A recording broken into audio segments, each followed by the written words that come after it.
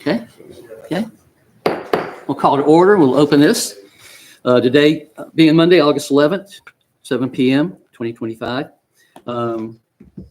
We have everyone here except Brandon, but we do have a quorum, so we'll proceed forward. Let's stand for the Pledge of Allegiance. Pledge allegiance to the flag of the United States of America and to the republic for which it stands, one nation under God, indivisible, with liberty and justice for all.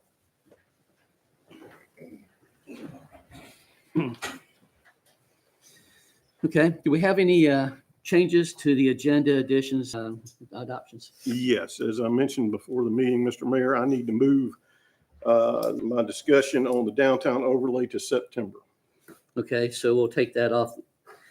11A will take off the agenda, So I need to And do that that will in be- September.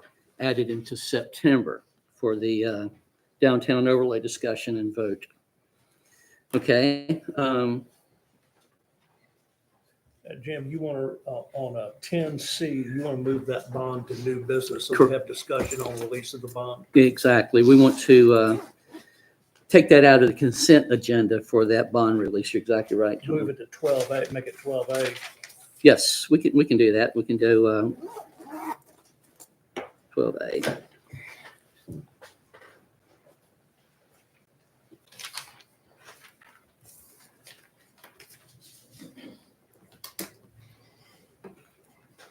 Karen, did you get that? We're gonna, okay. All right, we're good. Okay. Any other changes? That'll make a motion, we adopt the amended agenda. Okay, all in favor? All right, unanimous. We'll have the agenda adopted and approved as stated. Okay, let's move forward with the conflict of interest statement. In accordance to state law, it is the duty of every council member to avoid conflicts of interest. Does any council member have any known conflict of interest with respect to any matter or matters on this agenda? If so, please identify the conflict and refrain from any participation in the matter involved. Any conflicts? Nope. Okay, no conflicts. All right. We'll move forward to the mayor council member reports. And Jeff. I've got two things basically. The next Western Union Municipal Alliance meeting will be this month. It'll be Thursday, August 28th at 4:00 in Wesley Chapel at their town hall building. So if you're available and you're interested, I encourage you to attend. And as I mentioned, in the changes, I'm moving the discussion on the overlay until September, but my invitation is still open. And especially to the folks that are saying that they don't want this to happen, to sit down and talk with me. I had a really good meeting up here on the 22nd. Had several members of the planning board here. We had a really good discussion. And, so if you're so interested, just reach out to me and I'll be glad to try to make a time. Okay. That's all I got. Now, are your WUMA meetings always on the website so folks Yes. can keep up with that? And I think, Karen, I know we were confirming the dates. I don't know if they've been posted on our town website yet. Okay, all right. Okay, Well, because we just did them in June, and we gotcha. didn't meet in July. So Any big ones coming up that we should put on our? not right now. And again, as I mentioned to you before the meeting, I reached out to David Willis, Representative Willis, again to ask about these bills in Raleigh that are kind of in that gray area. They're not dead, but they're not on the floor yet, about the state redoing and taking away a lot of local zoning authority from local municipalities. Have not been able to get up with him yet. So I know they're kind of in a break right now, after they passed that mini budget or whatever Right. they did. So And I want to say too, we as here on this board need to keep a watch on this because it affects us all and could affect this town drastically. And so we need to. This is probably one of the biggest things that could hit North Carolina as a whole to all municipalities. And so we need to pay attention. And when this stuff starts, I'm going to say see the light. Jeff, if you could, at least, make us aware of it, and we can all jump on it and just do what we can with it. Okay. I wanted to mention one thing that I'm excited about. We don't have it in the agenda tonight, but I put it in the in this section of the agenda. As some of you probably have heard, last year, probably around December, Mayor Horn, who is here with us tonight, reached out to me and said, "Hey, I don't know if you are aware that this was out here, but I wanted to, he sent me an email and said, hey, I want to make you aware of what's going on." And I'm like, wow, this is crazy. It was a zip code bill that Representative Lauren Boebert from Colorado had started, got it going. She introduced the bill, and it died at the end of the Congress. When Congress ran out, it died, and so I thought, wow, this is a great chance for Weddington to be a part of this, and I think it could add a lot of great possibilities for the town and clear up a lot of stuff. Congressman Mark Harris has been phenomenal. Him and his team in Washington, who I've been working with for the last 8 months or so, they have just gone out of their way, just been great in helping us, get on this bill, get this bill through the House, and it was passed by 2/3 vote in Washington on July 21st. So it's passed the first hurdle. And now it goes on to the Senate and hopefully to the president's desk. What will happen is at that point, Weddington will get their own. If it passed, we're hoping. We don't see anything that prohibit it, but you know how politics goes in Washington, and I think it will clear up a lot of misunderstandings in town. There's confusion from people who buy, because one side of town has Weddington Matthews, the other side of town is Weddington Waxhaw. There's people who don't really know what town they live in. I mean, it sounds crazy. I think it will clear up a lot of confusion with property taxes, misdirection of state funding, license, driver's license having incorrect towns on them. I should share this. Some of the folks, when we instituted the trash, started that, some folks at was the Stratford on Providence called up and said, you guys can't do this. It's like, why can't we? You can't. We live in Waxhaw, and they're like a stone's throw from right down the road here. So they were arguing with us that they lived in Waxhaw. But so a lot of people don't even know where they live. And so even when going to the polls, it's going to clear up a lot of stuff. And so I want to play just a short video of Congressman Harris speaking on behalf of Weddington at the House in Washington, in Congress when it passed that evening. He's been, again, phenomenal with speaking up for Weddington and behind us and pushing this bill. He became a co-sponsor for the bill to get it through. So Greg, can you play just a little bit? It's like a minute or so of this clip. It's from the House floor. The gentlewoman from California reserves. The gentleman from Kentucky is recognized. Madam Speaker, I yield 2 minutes to the gentleman from North Carolina, Mr. Harris. The gentleman from North Carolina is recognized. Thank you, Madam Speaker, and thank you, Chairman. Earlier this year, Mayor Jim Bell of Weddington, North Carolina, reached out to me to let me know that the city had a problem. Having different zip codes across a single city has caused confusion about where residents file property taxes or even show up to vote. Concerned about how this problem might continue to compound, my office was able to work together with Representative Boebert to ensure that Weddington is included in today's legislation requesting a single unique zip code. You see, representing my constituents has been an honor of a lifetime, and I've learned that there's no issue too great or too small that I can't champion for North Carolinians. Whether it's casting my vote for a generation tax reform bill like the One Big Beautiful Bill or today's zip code update. It's my mission to be a voice that responds to the needs of my constituents. I stand here today, Madam Speaker, to urge support for this package to ensure that communities across this country can have the clarity that they absolutely deserve. Madam Speaker, I yield back. The gentleman from Kentucky reserves, the gentlewoman from California is recognized. Thank you. So as you heard, Representative Harris has been phenomenal in representing Weddington. His staff there has just been bent over backwards just to help us. We made the front page of the Inquirer Journal this past Saturday before last. So there's been a lot of news about it. I think it will bring unity to the town. I think it will bring, it'll make us unique, and I think it will bring value to the town.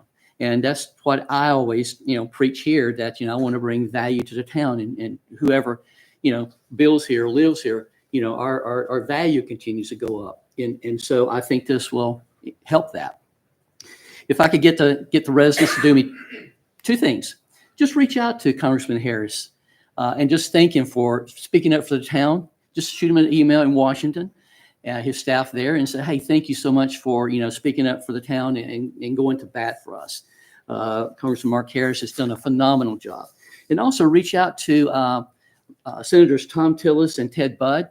We're going to need our senators to jump in on this and to sponsor, or at least co-sponsor, these bills and to speak up for us. So I know Representative Boebert is putting together the Senate team to do that. So if you guys could, as a town, reach out to Bud and Tillis and say, hey, we need for you to sponsor this bill to get this through the Senate. So anyway, I'm excited about it, and that's where it is. So, sure. Darcy, do you have anything? Nothing tonight. Okay, I just want to say that the last Meet the Mayor meeting, we had residents discuss the DOT paving on what they had paved on one of the streets last fiscal year, and what had gone to the other ones. I've reached out to DOT last week and have not got a reply yet, so I don't have an update. I've driven a number of these roads, and I believe what they have put down is what they would call preservation and not asphalt, which is nowhere near as nice or as good as asphalt. And I'm going to encourage them to do better. But that's about all we can do. This is out of our hands. I would say they probably repave 5 or 6 of the town streets every year. And depending on how bad they are, it's a matter of what they put down on them. The ones that are quote unquote better shape, they use preservation, than the ones that are in really bad shape, they have to do more than that. But as I get an update, I will pass it along.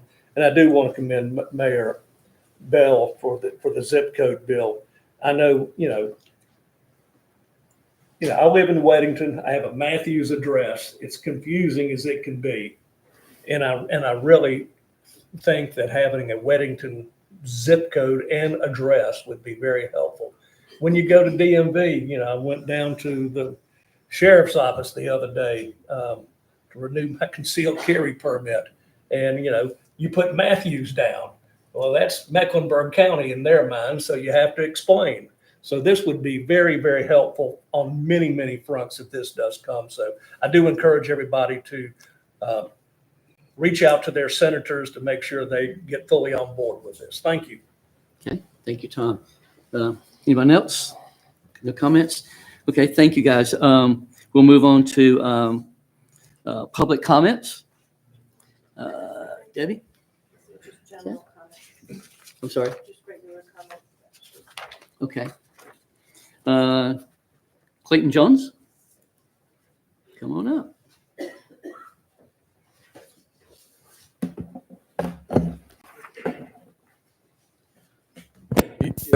Your Honor, Mayor, Councilman. My name is Clayton Jones. I live on Panhandle Circle here in Weddington. But tonight, I would like to speak for a dear friend of mine, Ellen McLaughlin, who would love to be here today, but for personal reasons cannot. So this is from Ellen. I'm actually glad folks from Toll Brothers are here because some of her comments are addressed to Toll Brothers.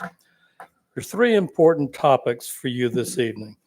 Bromley and Toll Brothers. Last week in Bromley, we had a few incidents in relation to Toll Brothers that you need to be aware of.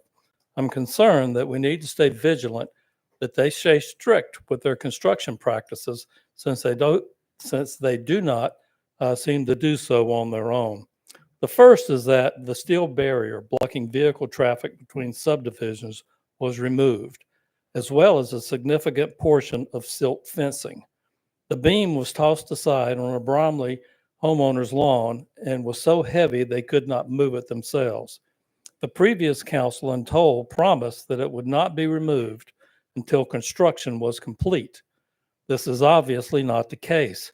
Since bringing this to their attention, they have added a different barrier, but it continues to show that we need to diligently check and follow up on Toll and that they do not uphold their promises. When did it become my job to check for fencing and barriers at construction sites?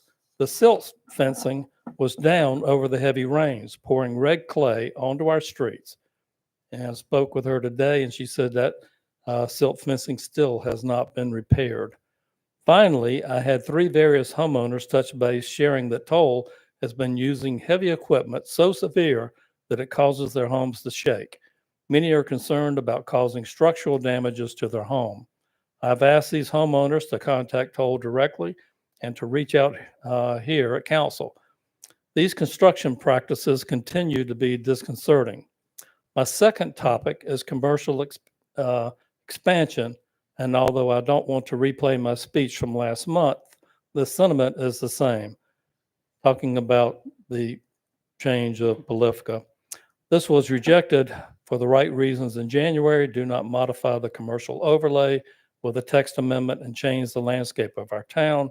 It will have unprecedented ramifications. Third, I think is unusual, and I applaud her for personally myself, and that is banning commercial solicitation. Instead of complaining of what needs to be done, Ellen would like to make a positive step and change something for the better for residents.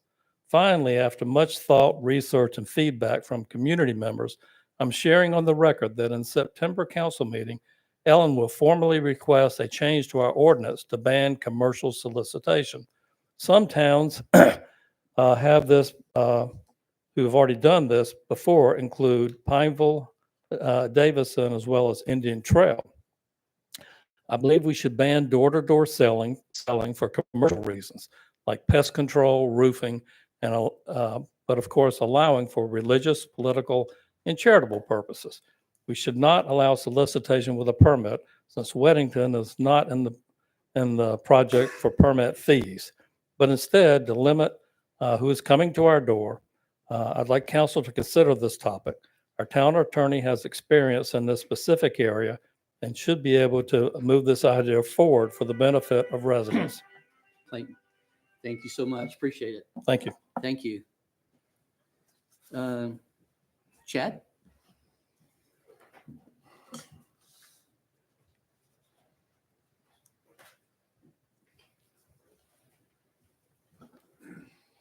Good evening, Chad Emerine, Eagle Road.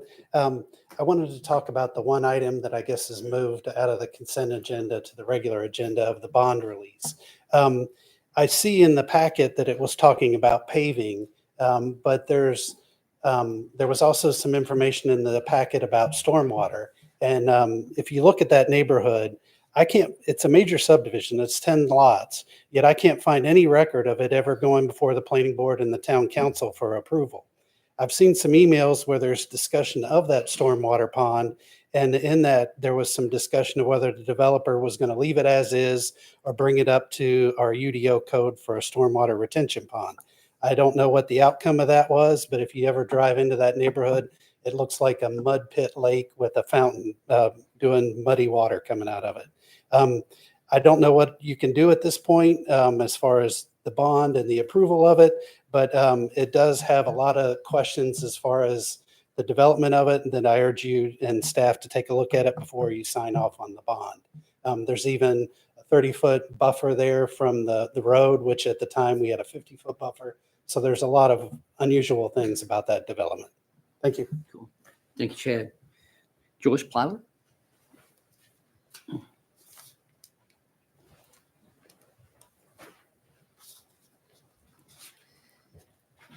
Good evening. You may wonder where I'm going with this, but just bear with me. I like the fact that we're going to get our own zip code. I hope that will pass. I think that's a great idea. I love Weddington. I love its uniqueness. I love its peacefulness. I love that it still has a few pastures. I love that we still have a pretty decent tree canopy. I love that we have creeks and ponds. I love that Weddington has large residential lots. Many people want that for their families. They want a lot where their kids can actually run around and throw a ball and kick a soccer ball. They love a large lot to plant their flowers like I do.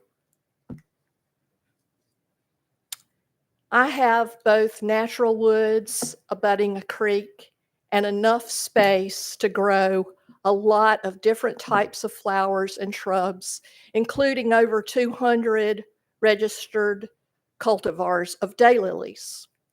And when I'm out there digging in the dirt, pulling weeds, planting new flowers, if I'm really lucky and there's not too much traffic on Providence Road, I can hear the bells of Weddington Methodist wafting through the trees.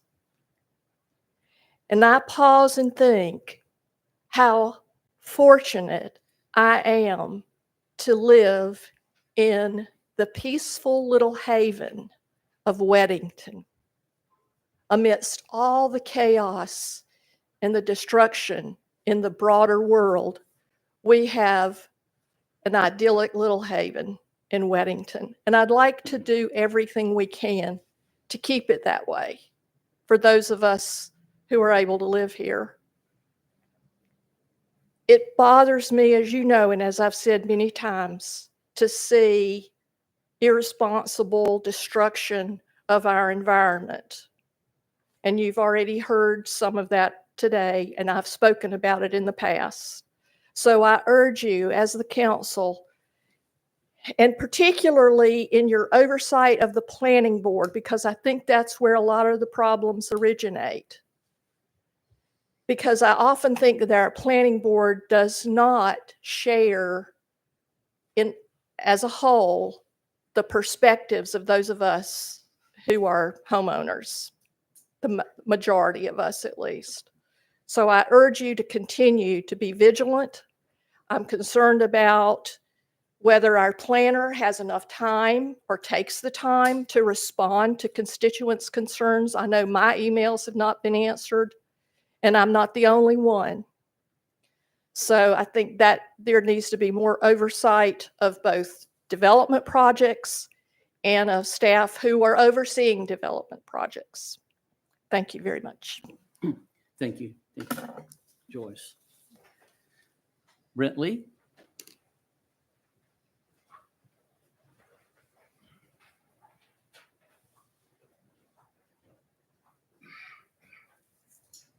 Thank you, everybody. Brent Lee, Lane. Glad everybody can be here tonight.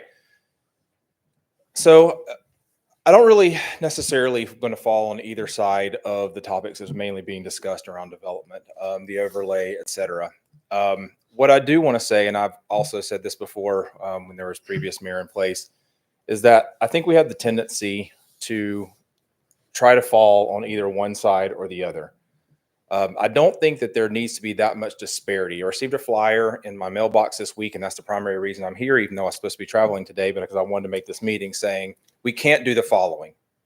And it also alluded to potential conflict of interest between somebody on the board, which I felt was grossly inappropriate.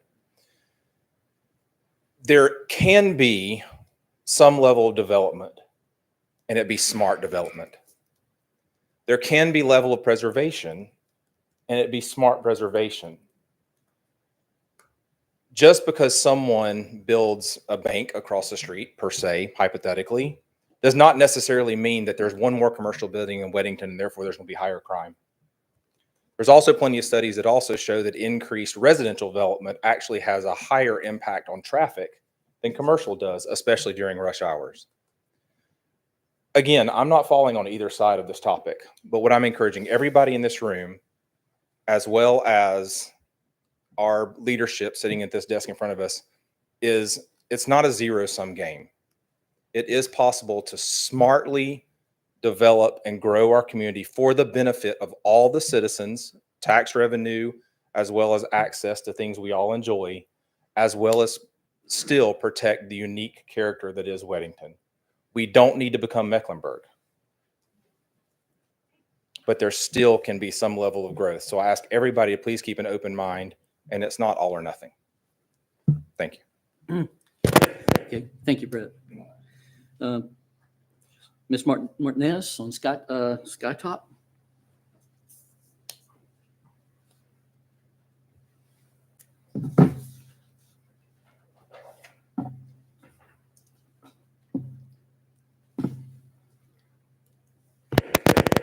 Thank you for your time this evening. So my name is Christine Martinez, 760 Skytop Road. I've lived in the Weddington area for the last 18 years. And full disclosure, so everybody knows, I am a board member on the advisory board for Polifka International. As many of you know, a family-owned and growing business that has shown nothing but integrity while participating in the development of Weddington. Tonight, to be clear, my voice is as a Weddington resident who believes in responsible commercial development. Make it better than what we found it. I think anyone here can't argue that that's a legacy that everyone wants to live by, lead by, and what parents embrace as hopes for their children and generations to come.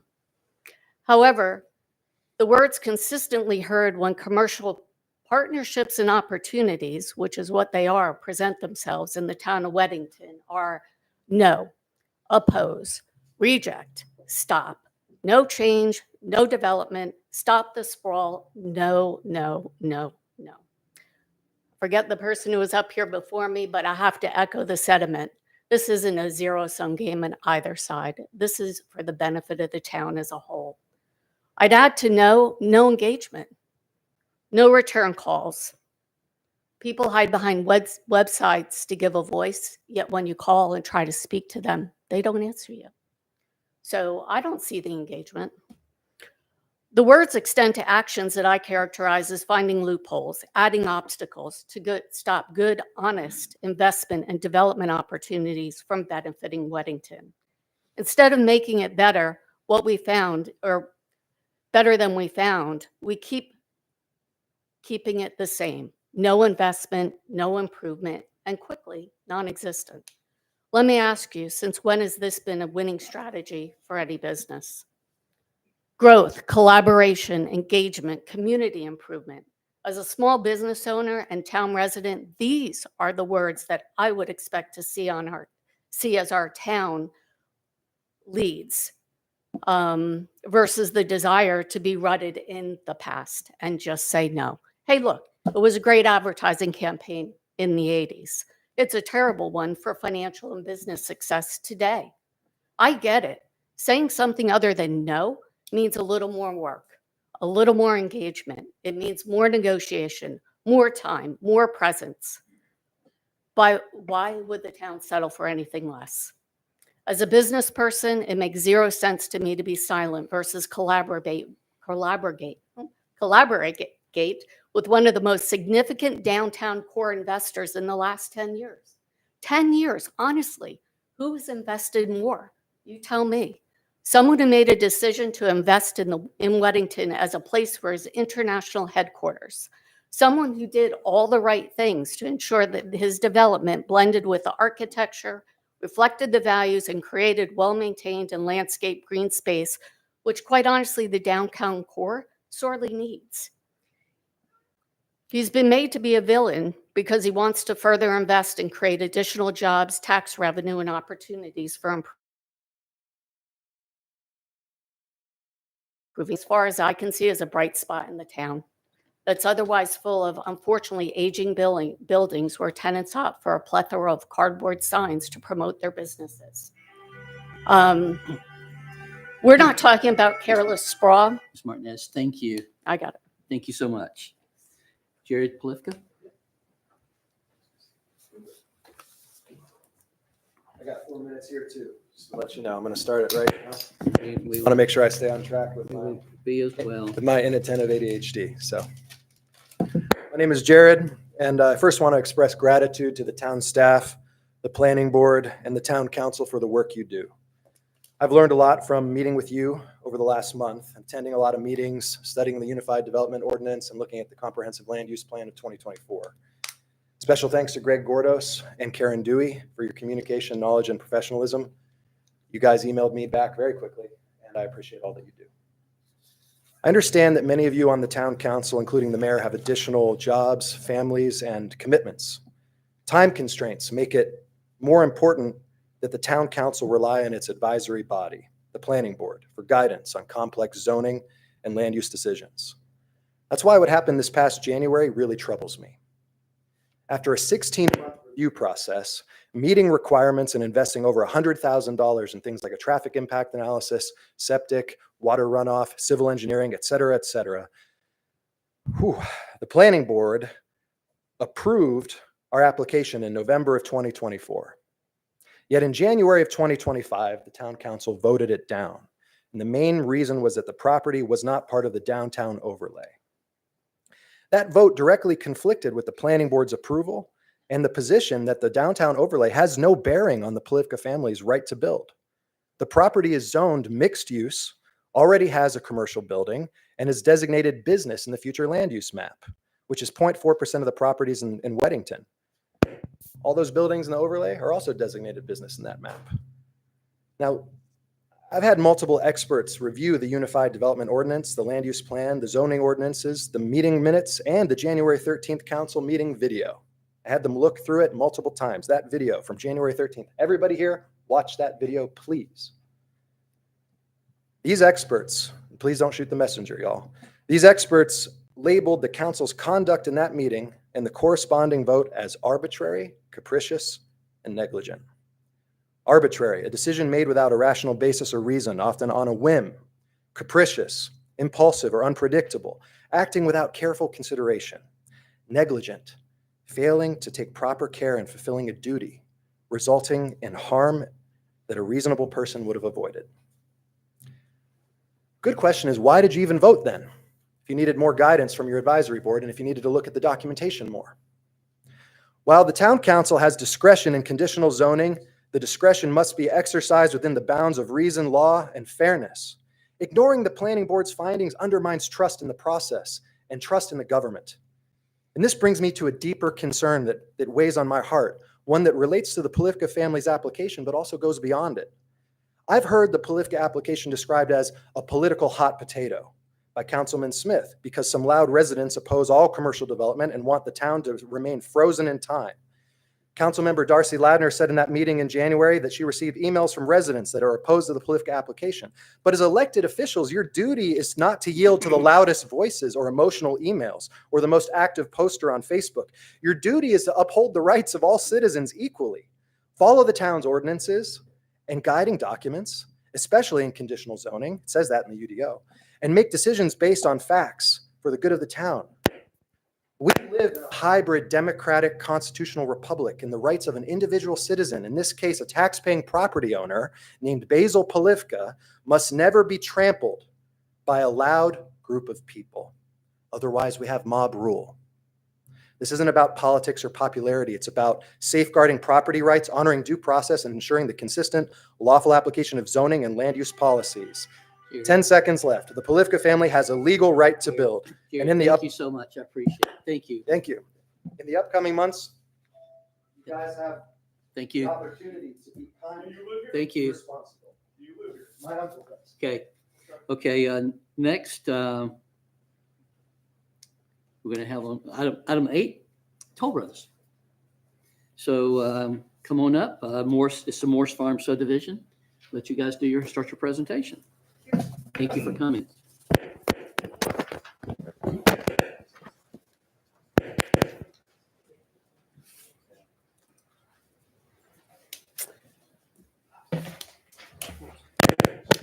Good evening, everyone. My name is Margaret Puckett. I'm the Vice President of Acquisition for Toll Brothers. I'm a new face to Toll Brothers, joined the team about 2 months ago. My understanding is this process is relatively new for Weddington, so bear with me as we go through our presentation. The goal is to provide answers to questions that the group of people, residents of Weddington, have tonight. We want to do our very best job going through this and then open it up to questions afterwards. I know there's probably a handful. If you go to the next slide for me, Greg. I've got a handful of consultants here. Toll Brothers is represented. We have Kimley Horn, our traffic consultant, and we also have Kimley Horn's engineering team here as well. But for tonight, we just got the Toll Brothers team, and we will gladly answer those questions as we get to them later on in the conversation. Go to that next slide. Tonight, we're talking about the Morris property on Weddington Road. The site is outlined in red. We're surrounded by residential subdivisions. The site is 94 acres. You can go to the next slide for me. This site is currently zoned RCD residential conditional. The proposed zoning is RCD conditional, but it's a traditional residential development to allow the development of the site with 43 residential home sites. This is the Weddington Comprehensive Plan. All right, the things that we've been at work at over the last 4 months or even longer, we've been getting feedback from residents. We had our community meeting about a month and a half ago. We've sat down with Mayor Bell.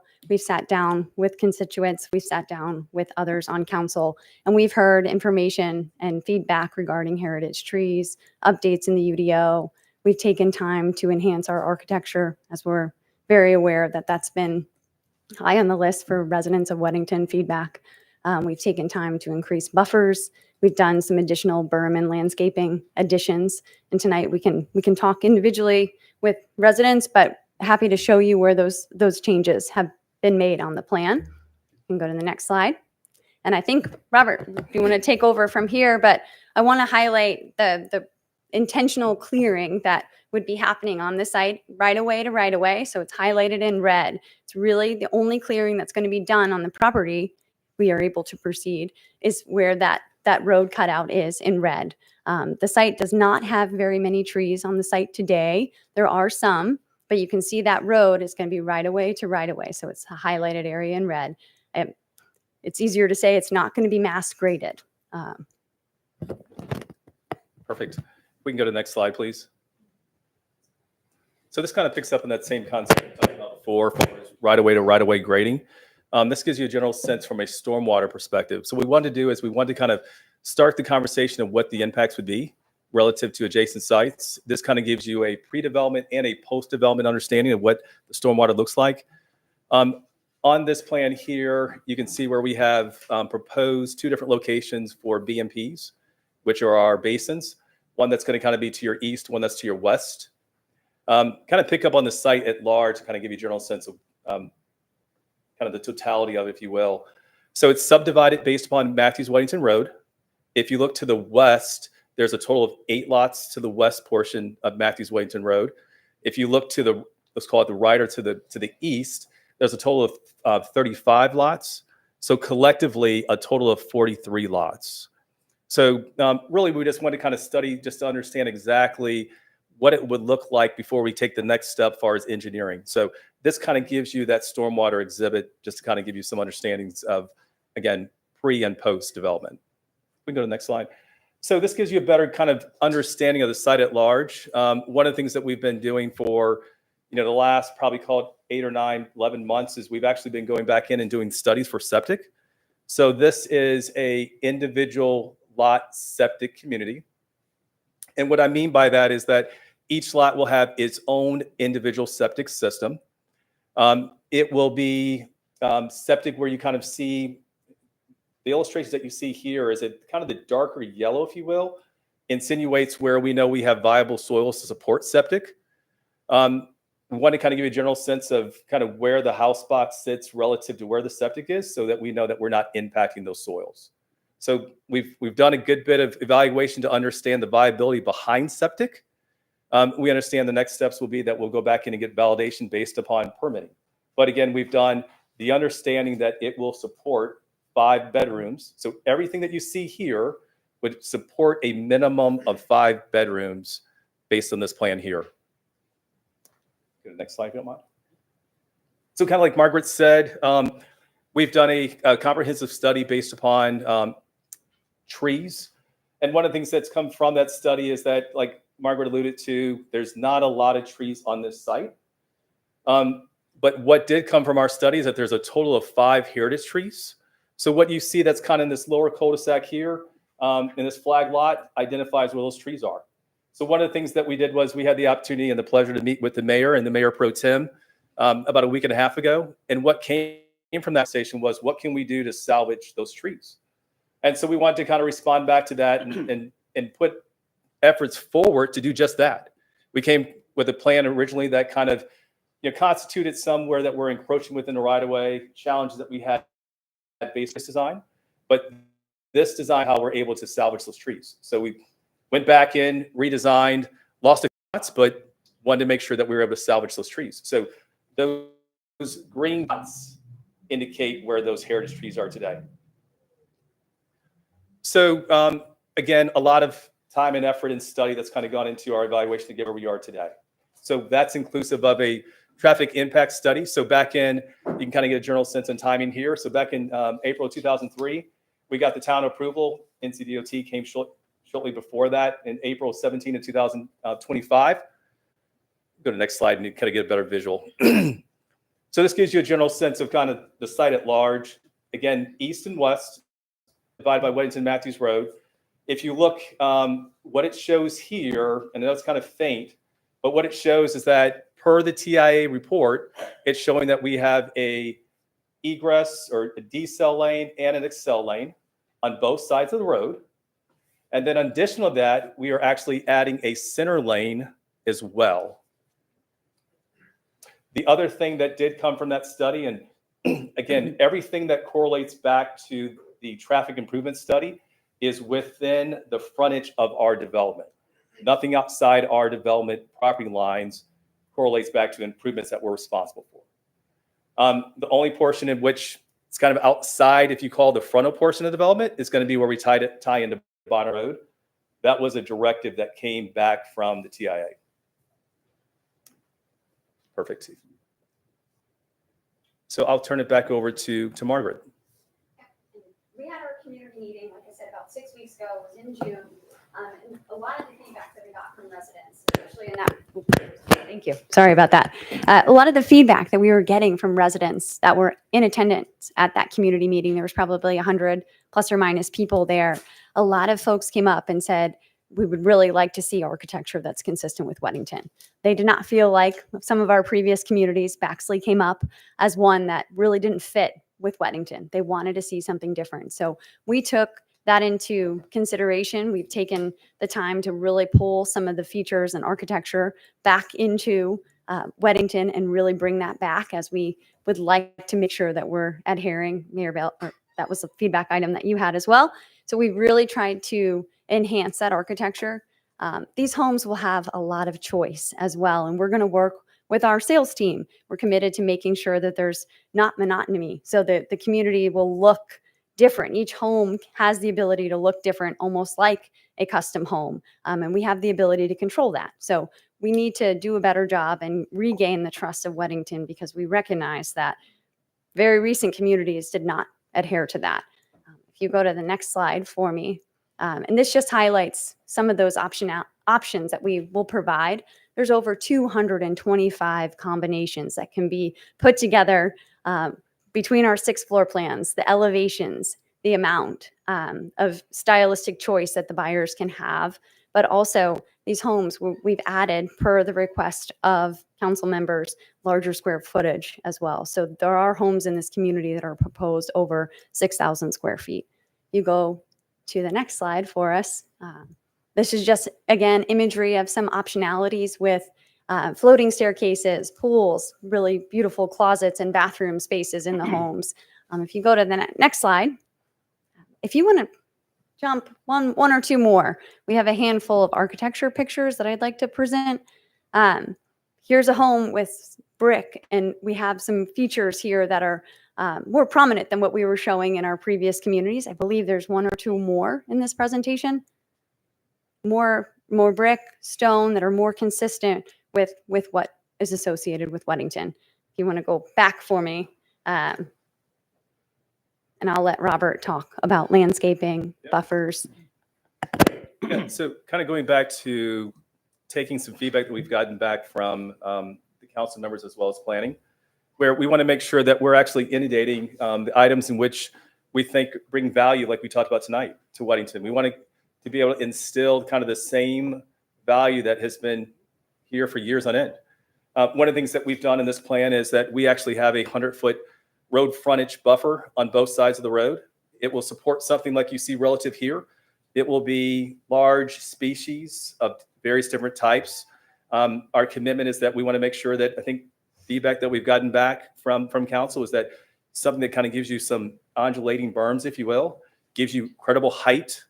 You know, one of the things that we like to approach is that we want to go ahead and put something of some instant girth, if you will, that kind of correlates back to not just putting something that's going to be a 2-inch caliber, but we want to put something that's sustainable, right? Something that gives you that instant gratification, if you will. So that's our commitment. We want to make sure that that's what we're bringing to the effects of our development. Next slide. And it kind of just lends to that. So when we're kind of programming what that looks like relative to our marketing window, that's important for us. We understand, again, we want to protect the value of Weddington, but we also, it's very important to make sure that we can capture the right clientele relative to what our buyer pool is. And we understand that marketing window is extremely, extremely important. So we'll take the time and we'll work with the landscaping architect to come up with a plan. That plan will be based on hardscape as well as softscape, just to where, again, it's pronounced. And, you know, one of the things for us is that, you know, we always want to make sure that we're putting that, you know, that best foot forward, and we're not doing the shortcuts, if you will. And that's really, really good feedback that we've gotten back from this team here. Again, touch points, kind of like Margaret said, I think, you know, the biggest thing here is that, you know, we really have had some really good understanding of kind of what the market looks like in recent time. We've had some recent sales. And it's given us a general sense of kind of what that looks like that's correlating back to some of this product offering that you see here. You know, again, it correlates back to anywhere between, call it 5,000 and 6,000 square feet. I think we're looking at, you know, value that stays instilled within Weddington. We're seeing homes that what we've had in recent sales that have base prices relative to about 1.5. Option now it's getting anywhere between 1.8 to almost 2 million. So we're taking that same theme and incorporating it here. The other thing I heard tonight was, hey, we want to kind of keep big lots. The great thing about this community is that it averages at 1.03 acres for each lot. So big lots. The other thing too is that, again, we know we identified 5 champion trees or heritage trees, but the intent is that, again, we're going right away to right away clearing. So where there are trees, we want to salvage those trees. Not a lot. There's not a lot of trees there, but it's our intent to how do we work around? Because essentially what that will look like will be efforts of when we do our vertical build, they will then obviously be formulating where the footprint goes and only clearing for those items that they need to clear for. Septic, trying to restain some of the, you know, the caliber trees and stuff of that nature that kind of exists within the neighborhood today. So I guess last thing is one of the things that we kind of will offer here, again, having big lots, is that we're trying to make sure that we can, you know, have outdoor living. We can kind of keep kind of an oasis, if you will, with this in development. And so, you know, that's some of the luxuries that come with having lots that are greater than an acre. So anything else like that? I just appreciate the opportunity to speak on that. Yeah. Okay. And we're going to open up to comment here and maybe have you guys come back. Debbie, anybody sign up for public comment? Thank you. Kurt, come on up.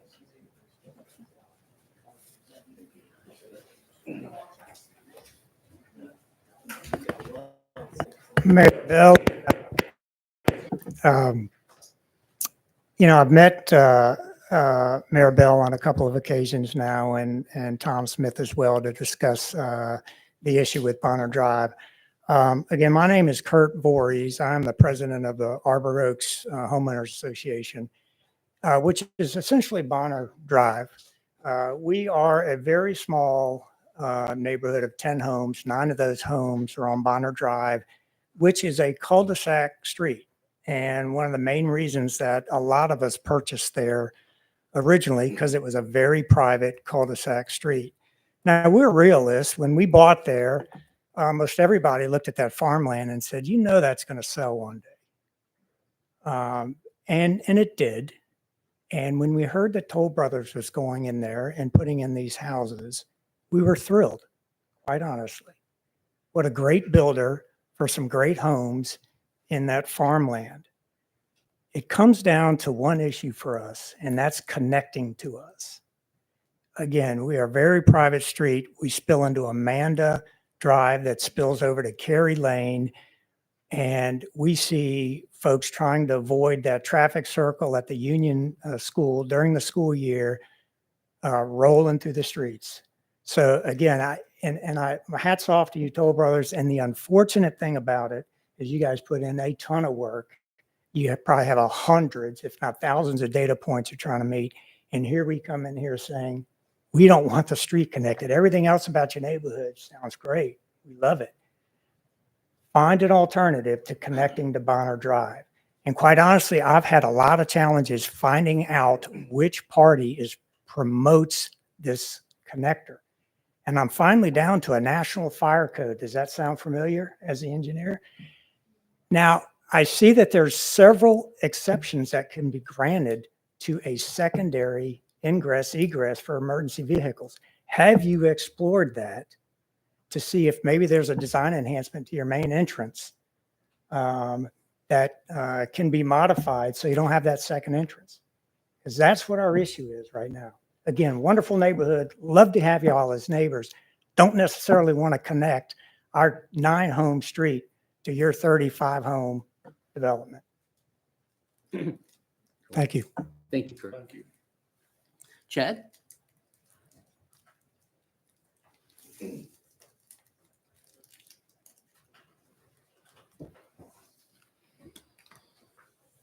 Good evening, Chad Emrine, 953 Eagle Road.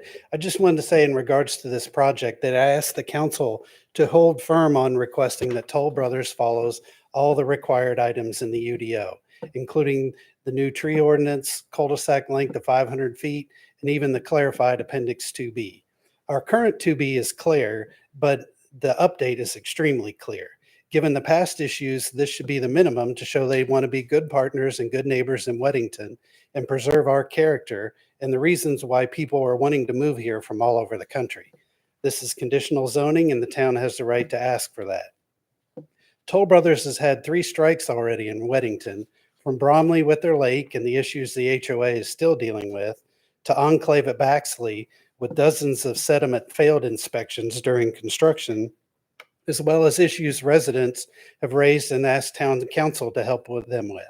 And most recently, Luna, with a blatant disregard for our old tree ordinance and even a buffer that seems non-compliant. In the UDO in place at the time Luna was approved, we allowed a 50-foot buffer if plantings are, quote, installed to include year-round screening. If you drive by there, it looks like 75% of the trees are deciduous, so it doesn't seem to meet that standard. There's not even a real berm in place across the whole road frontage. If you're to approve another Toll Brothers neighborhood after all these issues, I would request that you make it clear tonight what you expect and what the residents expect. We need quality developments, and there's a big demand to live in Weddington, and we do not want to sacrifice that with developments that don't meet the standards of both new residents that'll be moving in and current residents. Thank you. Thank you, Chad. Jeff?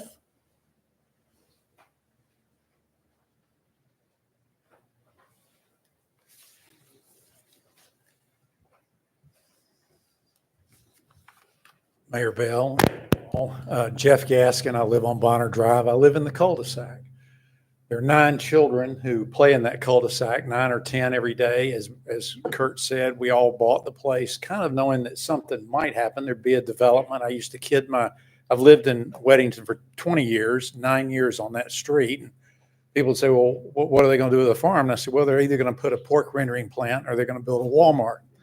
And so when Toll Brothers came in, we were really excited. My wife and I lived in New Jersey, and we almost bought a Toll Brothers home in Sparta, New Jersey. It was a beautiful home, a little bit out of our price range at the time, so we didn't, but we were very impressed with construction and all. And we just emphasize what the previous speaker said, that you stick to what you say you're going to do, and that you do build a higher berm. The berm next to Luma is way too low, and it looks very inferior, and not, I don't think, in line with the quality of work that Toll Brothers would do. And the first house personally kind of looks that way too, as a box. So some character to that. The concern we have, though, is Bonner Drive. And as I think about it, if it's for emergency vehicles, there's a fire department that's going to come in that front entrance, and making that entrance wide enough should suffice for the emergency vehicles to get in. Secondly, for them to come in our way, they've got to go down Amanda and then turn on our street, which is a much narrower street, and it is not the fastest way to get the neighborhood. So it seems to me that is not, the emergency vehicles aren't going to really use that. What's going to happen is, as Kurt said, people who want to avoid that roundabout, who are headed to Matthews, rather than go out on Weddington Matthews Road, are going to go through our subdivision, take a right on Amanda, a left on the next street, and that's it seems to me that a wide entrance just onto Weddington Matthews Road should solve the problem, with perhaps type of entrance onto ours, like has been done in other subdivisions gate. But it'd be nice if there was nothing there. Thank you. Thank you. Thank you so much. Scott? I'll make this brief. Scott Burns on Bonner Drive. Been in Weddington for 21 years. Started in Grayland Drive, which coincidentally had a cul-de-sac neighborhood. I raised 3 kids with them running around, and that was a wonderful thing. Now they're all gone, but I come here representing all the, how many kids do we have in that neighborhood? 17 kids. I'm here representing them and their ability to play in that cul-de-sac. So the only thing I want to say is there was a mention about the DOT and about, hey, well, it is what it is and nothing we can do. We have an example right around the corner on Amanda that way, not to have a cut through. So the only thing I'm asking the council and all of you is to communicate with us, see if there's any options. Okay, thank you. Okay, great. Thanks. Okay. That's all we have for sign up for the comments. Council, questions, comments, thoughts? Were you the gentleman that shook his head when he asked the question about the fire department codes and things like that and the cut through? I think that was a consistent theme. So if any of y'all can address that particular issue, I think that would be helpful. Yeah. Good evening. My name is Tom with Kimley Horn, and we performed the traffic study for this site. I don't know exactly all the details, I guess, of exactly why the connection is recommended or required. I think in general. So when we're looking at developments of a certain size, I think we're over 35 lots on that side of the road there. You kind of want to have a second access point for emergencies. Say there's a crash at, the main access or whatever it is, getting people in and out, I think is very important. And with the spacing that we have along Weddington Matthews Road, we're not able to get a second access point. And so with that, I mean, we certainly could look into emergency access if that's something that the town is open to. But in terms of a second connection, is something that is essentially necessary for fire code. Well, I think what you said at the very beginning of your statement, whether it's recommended or it's required, I think is where we're going to have to get the homework done. Okay. And that's because then that will give both the planning board, and then when it comes before council, in the future, that's where they're going to have to know exactly what that answer is. Yep. Understand that. Can I speak to that as well? Sure. Sure.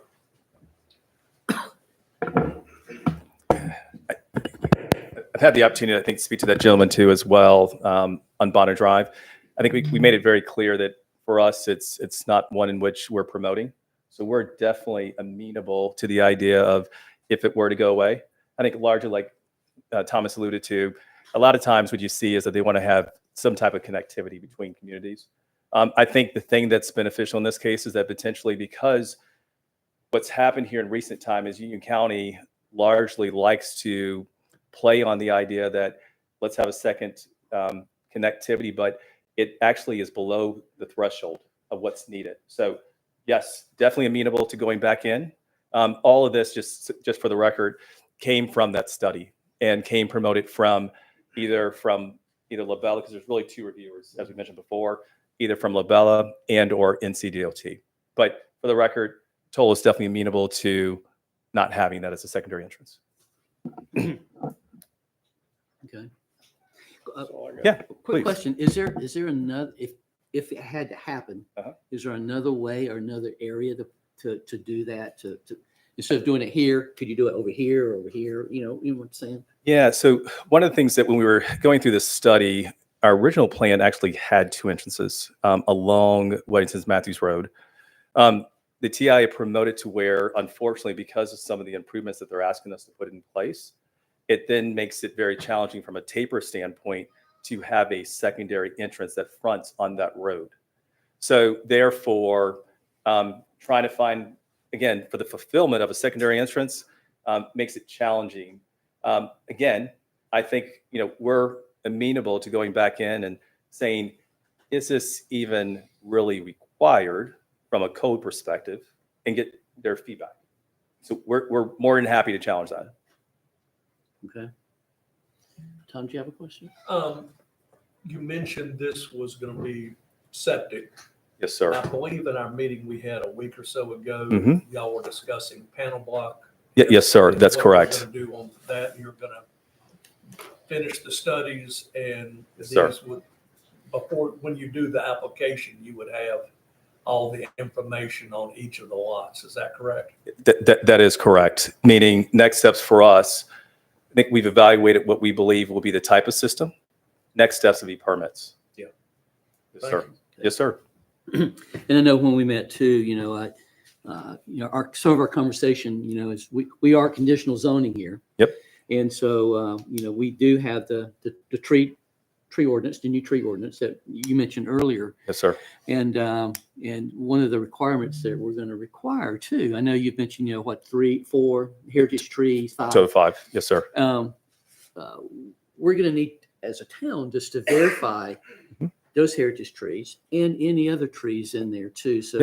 So, not to say I don't believe you, but what I'm saying is part of our new ordinance is that we go in and verify. So there might be, there's the 5 trees now, there might be some more that when our survey or verification process is done, there might be a few more. Sure. Or whatever that is. So just know that we're going to verify that. Yeah. So we're going to require a complete tree survey. Mhm. So I know a lot of that is just, as you said, it's open. It's pastures, farmland. Has been correct. So I totally get it. We just need to know at what point do those roads, affect those trees. Yeah, and what I'd say too is I would offer this up. The illustration you saw today is more conceptual. It was intentionally to be conceptual, just to kind of give you something more of a color picture, if you will. But the reality behind that is that there's been a tree survey that's been done.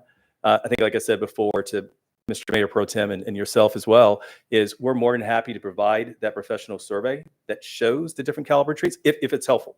And it might even be something that's a comparable document.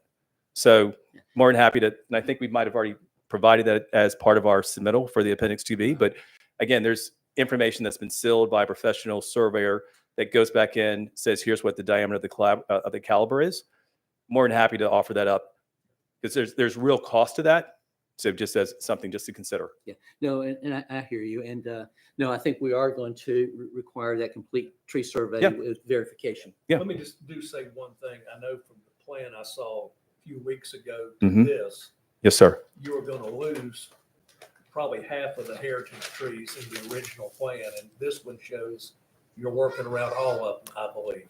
You're correct, sir. So one of the things You that get a funny lot involved in it, but that's, we do, and I think it was twofold. So to our conversation that we had with you was one, we had the conversation around block lengths is changing.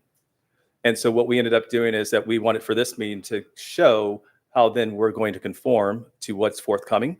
So we understand those block lengths to be 500 linear feet.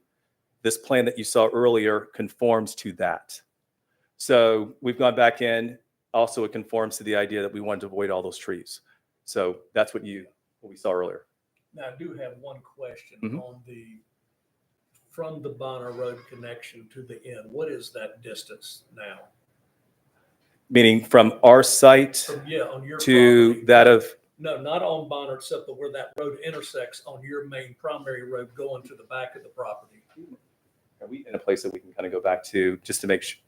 I want to make I'm sure. just asking about the length of the cul-de-sac. Oh, okay. From there on. Oh, yeah. So everything conforms to 500 feet. What we've done, and probably the better way to illustrate this is to show you what the change is per what you saw last time. Because originally you were 1,200 feet.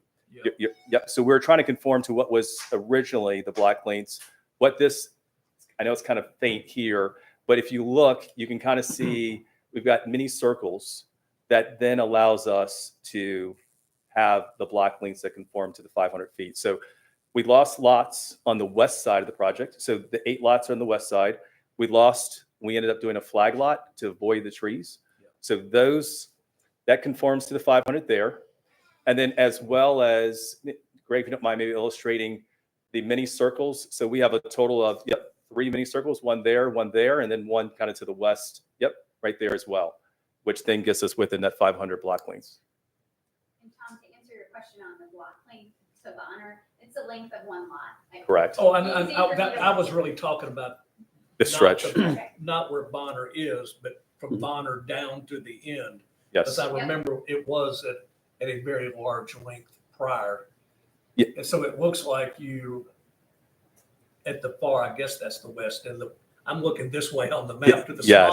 small end. Yes, sir. You've lost down there. Yeah, so when we met with you last time, we had a total of 45 lots. We lost 2 lots. We're down to 43.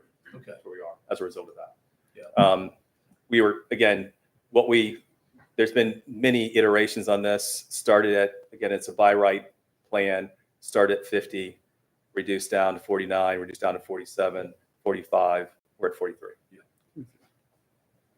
What did you guys decide to do about that pond? I know we talked Yeah. about that.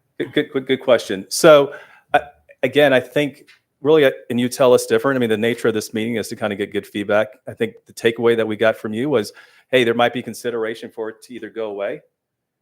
It's always been our intent that it would be more of an aesthetic feature. It's a farm pond today. We would go back in and we'd put some type of aerator just so that it's a place you can congregate. And it would have, I guess, some aesthetic value because it's one of those first things you see when you come into the development. But I know there's been feedback on what does it look like relative to it's a farm pond, relative to the dam that exists today. I mean, we would do a couple different things. One, we want it to be in a state that has aesthetic value to it. It has integrity. It's not mandated by dam safety or it's not regulated.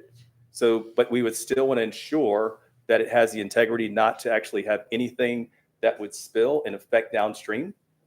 We've done some studies relative to just understanding what that looks like relative to how it outfalls downstream. I think one of the things that we feel like is fortunate with this development is that it does help with some of the future stormwater because we'll capture it, we'll put it in BMPs, it will be within a stormwater system and have a slower release than what it probably has today.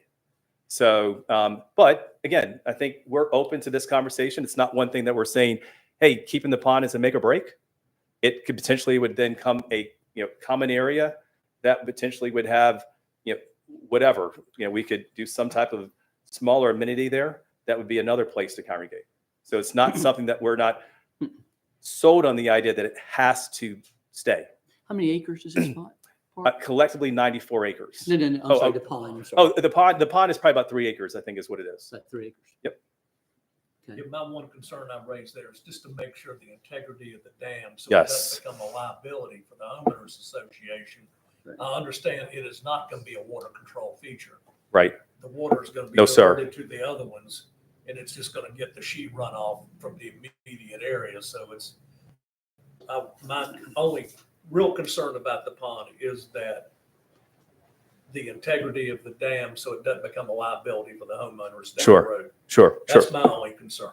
Yep. And again, I think when we met last time, we spoke, but one of the things that obviously going through development, you have a lot of geotechnical engineers, professionals that are looking for putting the integrity of the infrastructure in place, this would be one of those areas that's inclusive of that evaluation as well. Thank you. Yes. That's it for me. Quick question, couple Yeah. questions. Okay. These houses are slab or crawl space? Crawl spaces. All crawl space. Okay. Yes, So I know sir. Luna is, I think it's slab, right? Yes, sir. That's correct. And two, we've updated our Appendix 2B. Yes, sir. And so we're going to require you to, to abide by that as opposed to the old Appendix 2B, but to the new one. Yes. Yep. Yeah. And I think Which is going to require in the improvement permit for the septic. Yes, sir. So we obviously want to kind of go in sequential steps. We know this is the first step. We know the requirement to go next steps, if you will, is based on some of the new provisions. We're completely aware of that and obviously willing to do the applicable steps that need to happen. Okay. And again, what's the average square footage of the homes going to be in there? You may have said earlier. Just want to cover that again. Yeah. So we've introduced a few larger plans. We have some plans that are a little bit larger than 6,000 square feet. I think average wise, we're probably in the high 4,000s. It's kind of where we are, mid to 4,000 square feet. Okay. And then again, potentially introducing a plan that would be north of 6,000. We have several that are 6,000 square feet. Okay. Based on what we're seeing. Can you take the mic so people at home sorry. can hear you? Thank you, Margaret.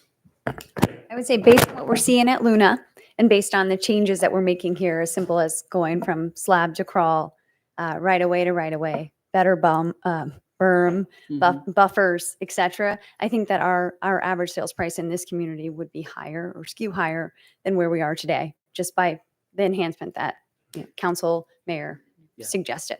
Yeah, I know Robert mentioned 1.8 to 2, something like that. And the good thing is that we're able to see reality today. Those are what has come from recent sales, as call it X amount of weeks ago. And all those have been, again, a base price relative to 1.5, 1.6. We're seeing options similar relative to, call it 250s to 300s. So it's correlating relative with, as I mentioned before, 1.8, close to 2 million. Okay. Now, you mentioned, or you showed us the monuments. Will you have a monument on both sides since you're split, or how does that work? Yeah, so normally when we split the road, yes, is the answer. We'd like to have it on both sides. It would probably be a little bit more in grand scale on the larger side, if you will, just to kind of go with scale of area. But it would be something that then complements it on where the 8 lots are. Okay. All right. Any more comments or ideas, suggestions? I'll just say one thing, that you scale back your number of lots.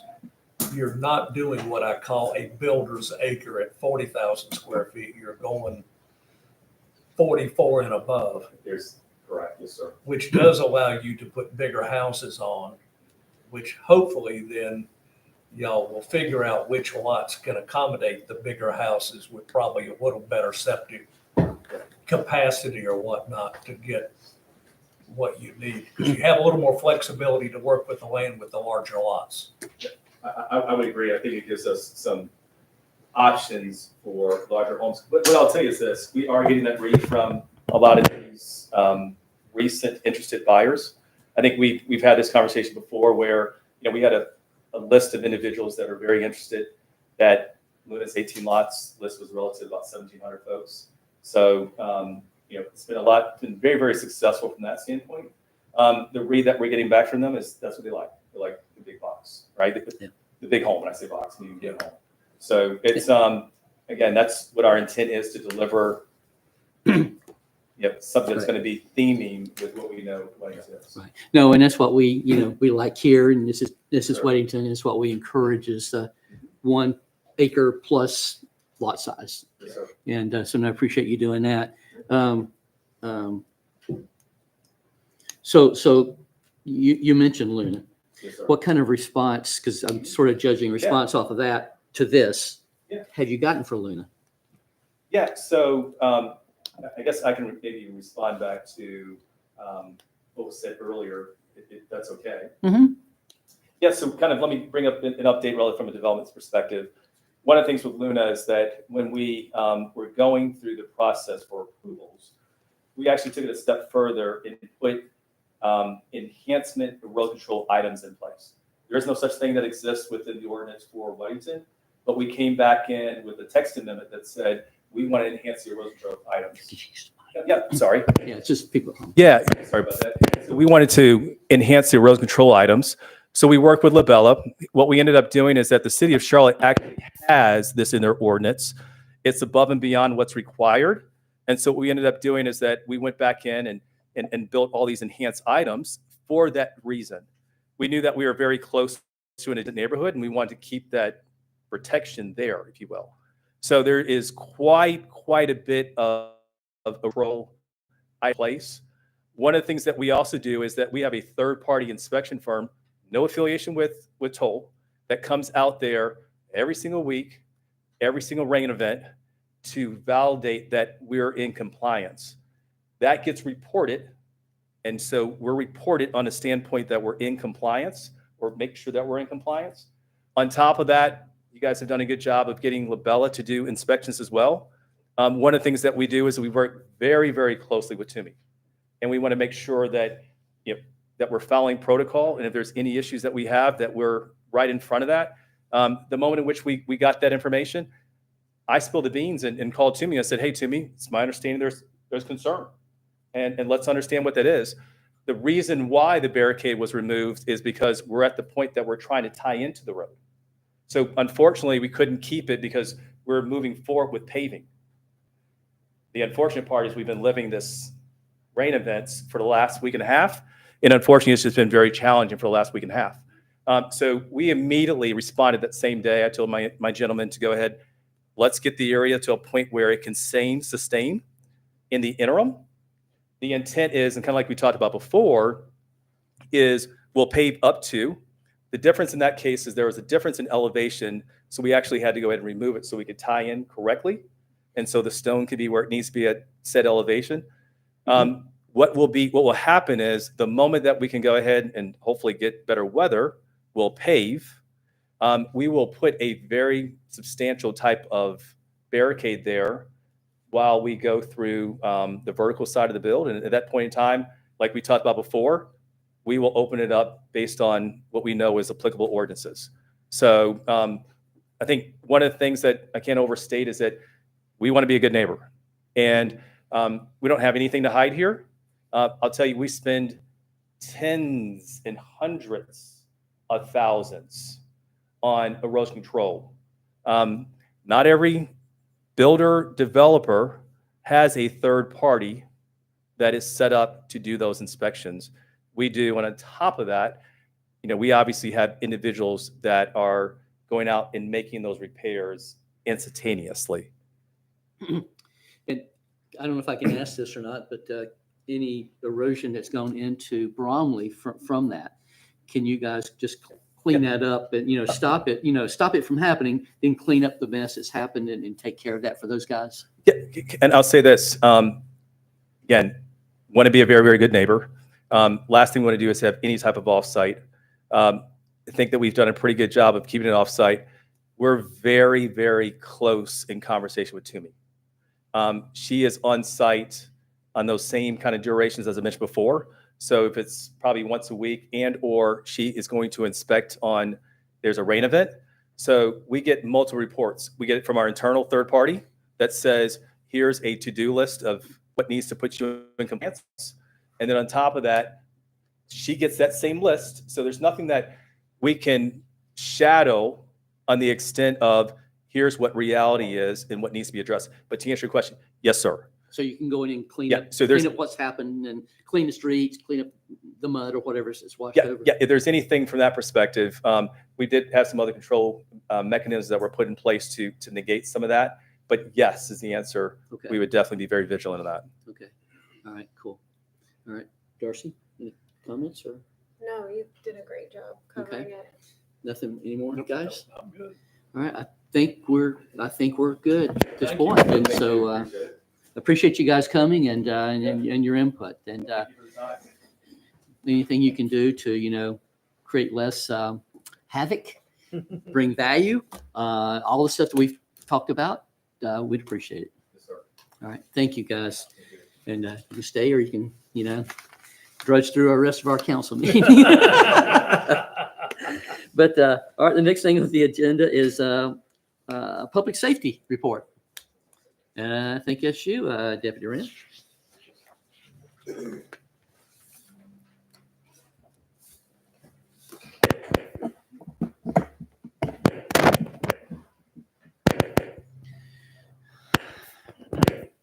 We need to have that mic looked at, obviously.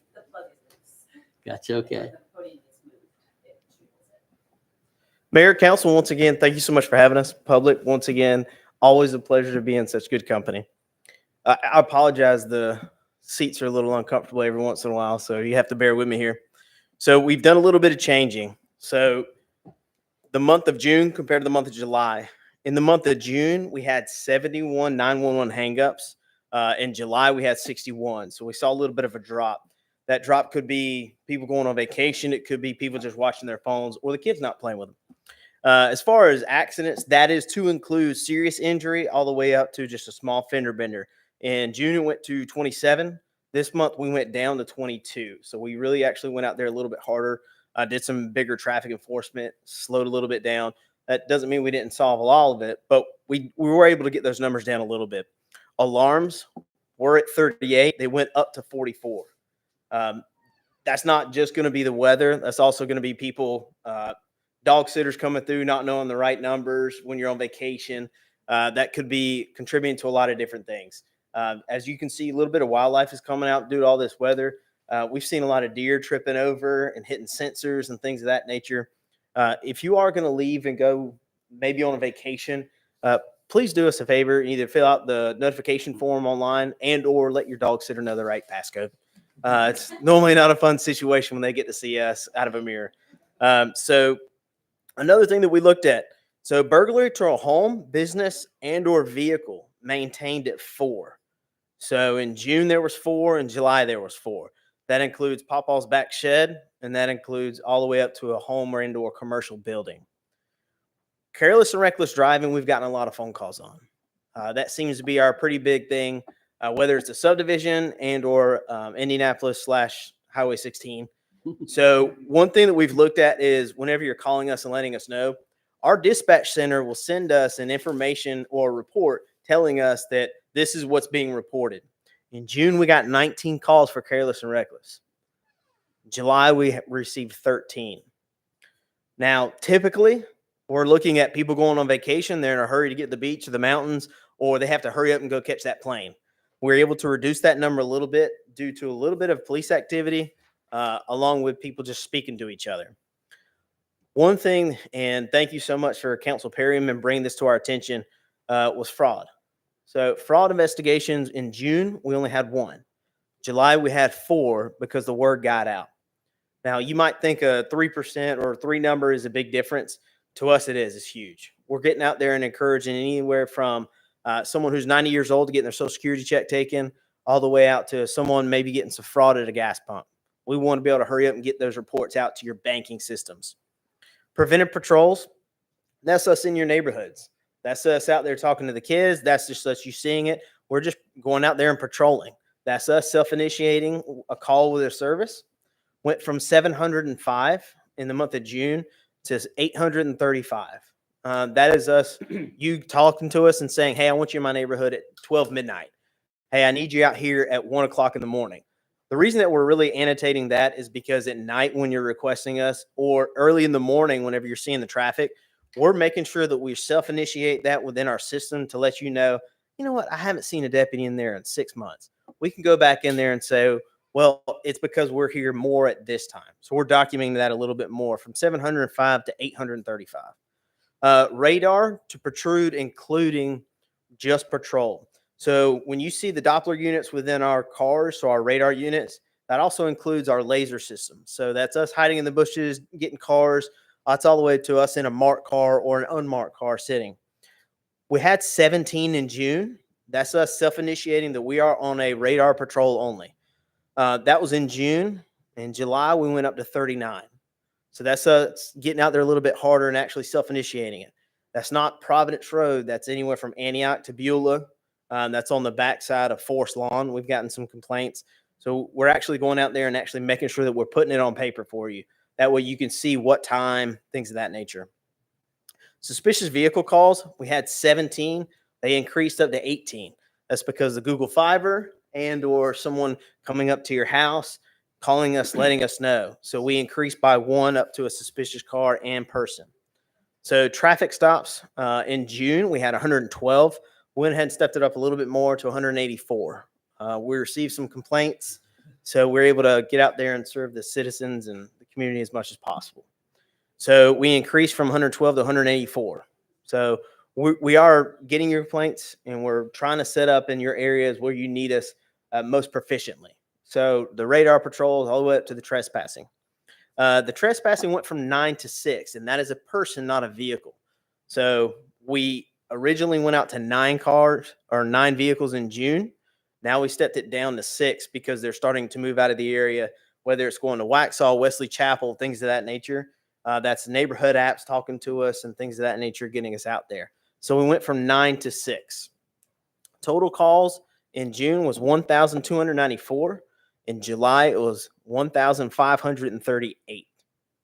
So call volume did go up a little bit, but that is due to our self-initiated activities. That's everything from the SROs coming out here running radar with us to everything from us just sitting in your neighborhoods, talking to the kids on spring break or summer break, and us hanging out at the pools, just saying, hey, passing out stickers.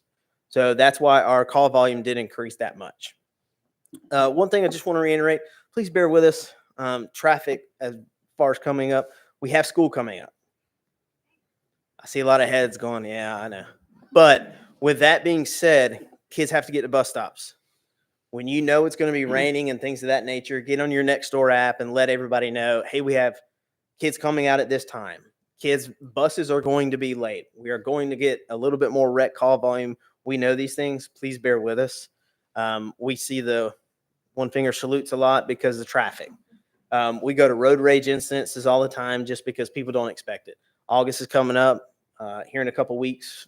See a lot of traffic activity due to just kids going to school. So please bear with us. We know what's going on. All of our SROs are completely aware.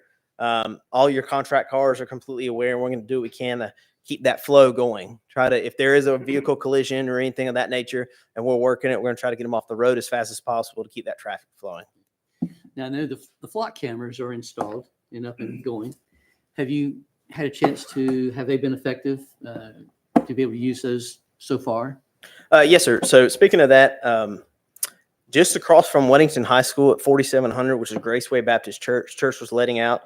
During their services while they were letting out, we get a flock notification, or what we like to call a hit.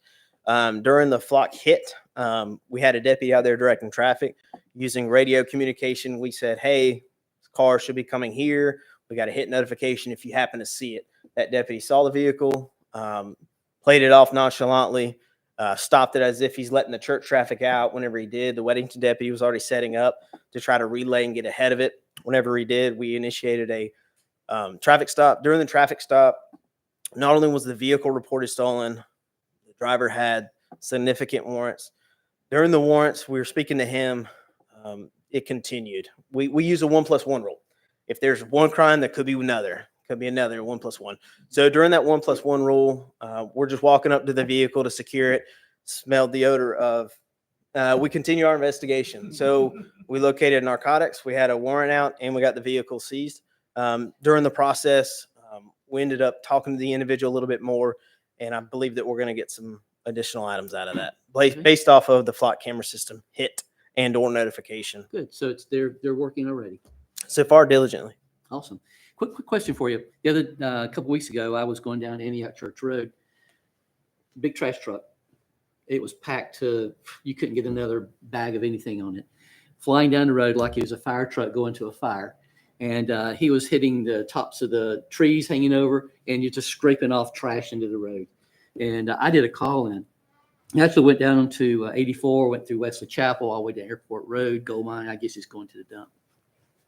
in those type of situations, when we see stuff like that, how do we respond as citizens? We see something like a trash truck and he's dumping trash and bottles, bouncing off the road and stuff like that. What kind of response should we have as residents? Should we call it in? Should we say, oh, whatever? What's your response? My response is when in doubt, scratch it out. When I say scratch it out, it's going to be a reporting process for me. So when in doubt, as a citizen, call us. When in doubt, you're paying for a fantastic service that we love giving you. I'm not saying that sympathetically or hypothetically. I mean it full-heartedly. If you see something that you think is a concern to the safety of the community, let us know. So multiple different traffic violations there. Also, if I can get a hold of North Carolina Department of Transportation for multiple different reasons, whether it's flooding on a highway and or maybe some trees a little bit too high, I'm not here to say one way or the other. Department of Transportation has been fantastic with me lately. Silver Lake, we're over here in Marvin. We had a car flip over. I responded before I could hit send to initiate my report. They were on scene blocking the road. Cool. So if I have trees that are overhanging a little bit too much, let me get a call out. I'll put in a service ticket to the North Carolina Department of Transportation. They tend to help us out a lot. I have the utmost respect for those guys right now. They're dealing with a lot of flooding within the county. If you see trees that the roots are starting to give out, they're going to start leaning over. It could be your car and you're like, well, maybe it's okay. That could be your neighbor. Let me get a hold of North Carolina Department of Transportation, put in a service ticket, at least get the ball rolling. So also get to a safe location. Don't try to pick up the trash. Let me help you with that. But know the company. We've had those complaints before in the past. Know the company. Let us contact the company. And instead of issuing a million citations, we need to get to the root of the problem. Mm-hmm. Is the problem the insufficient truck? Is the problem the driver? So without just issuing a ton of citations for fail to maintain a load, we need to talk to the driver. He might have something going on that we don't know about. Okay. All right. Well, thank you so much. I appreciate what you guys do. And I said last time, but Sheriff Kathy told me here recently that the conversation was that Weddington and Marvin are considered the two safest towns in North Carolina. And that I contribute that to you guys and what you do. And I really appreciate that. Thank you. Thank you, Mayor. Appreciate it. Thank you. Okay, onward to the consent agenda. Approval of the minutes from last month and to authorize staff to execute contracts for on-call engineering services. Can I get a motion to approve the consent agenda as approved? The amended consent agenda with C left off. Correct. Okay. Can I get all in favor? Aye. Okay, it's unanimous. All right. Old business. We're going to go down to discussion and consideration of the text amendment 2025-06, the appendix 2B, submittal requirements and approval for land use consistency statement. Greg, I'm going to turn it over to you to comment on that if you don't mind. Thank you, Mayor, members of council. I don't want to overcomplicate this text amendment as we discussed it at our previous meeting last month. This is a significant text amendment. This completely rewrites Appendix 2B of the Unified Development Ordinance, which are the requirements for submittal when submitting major development applications, including new subdivisions. So there has been significant talk of what constitutes a complete application, what constitutes the materials that we are looking for, and specifically what type of agency or other, approvals are required by other parties before we feel that a application is considered complete and ready to vote on. This rewrite of Appendix 2B creates 50-some items, which are now labeled as B1 through B, etc. The previous Appendix 2B was discussed at the last meeting and has had 2 discussions and approvals by the planning board.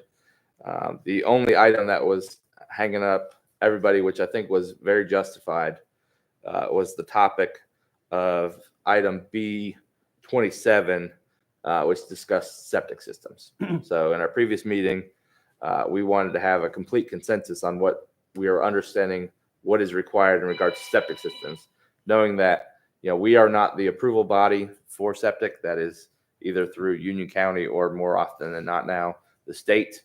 But we want to see some type of documentation from that agency that they have submitted an application and have gone through the appropriate approvals prior to the planning board even recommending something. So to be clear, Appendix 2B, as it is adopted today, would require the planning board to say that this item meets all of these checks boxes before it comes to y'all for your decision. So this just should aid your decision-making processes so that we have complete consensus amongst the planning board as well as the council that you have all the information that you need. The specific change that was made from what you discussed last month to today was that the language would state the identification and delineation of proposed septic systems, including location of drain fields, repair areas, and associated infrastructure with improvement permits or public sewer lines, if applicable. And it would also define delineation as the precise marking or documentation of boundaries, work zones, and responsibilities within a construction site. It ensures clarity between project stakeholders.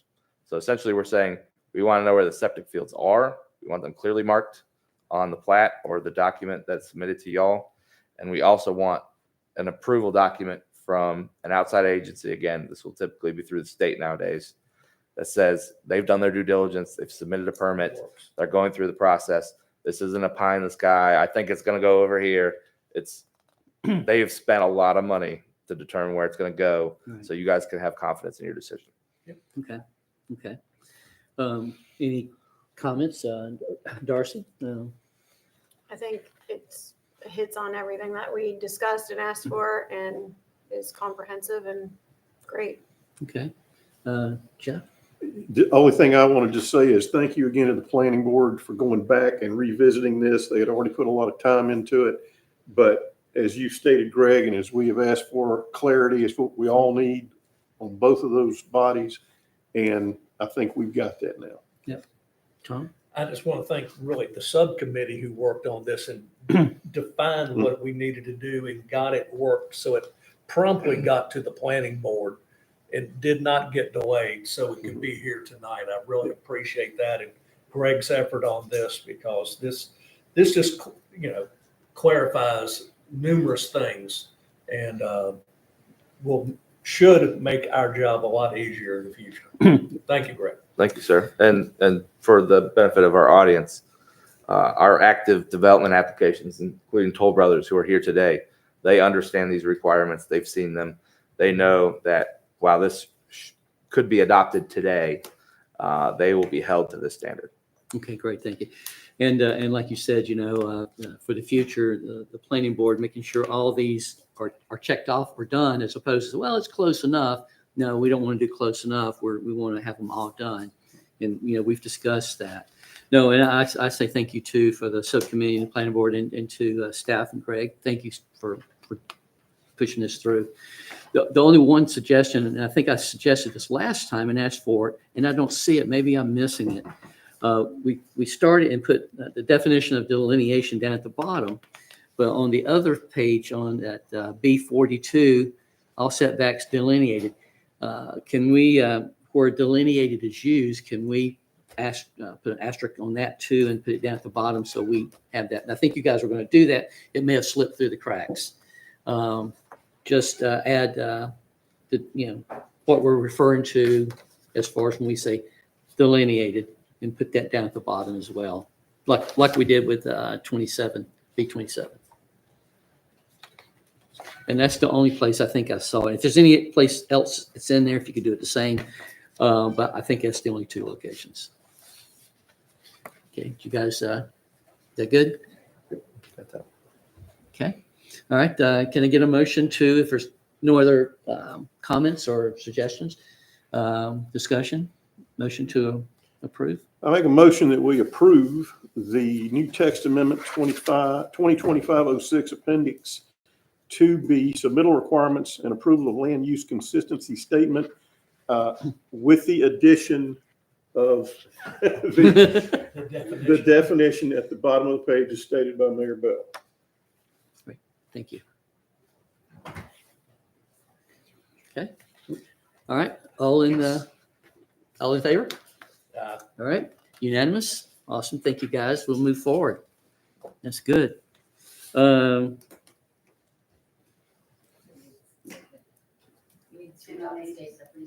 we need the statement of reasonableness or whatever it's called.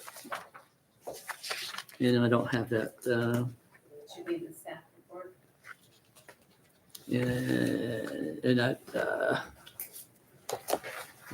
may not have that.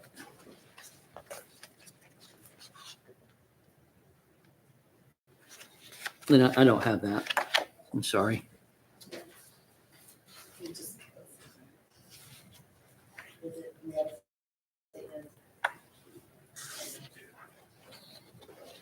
And everything else but that.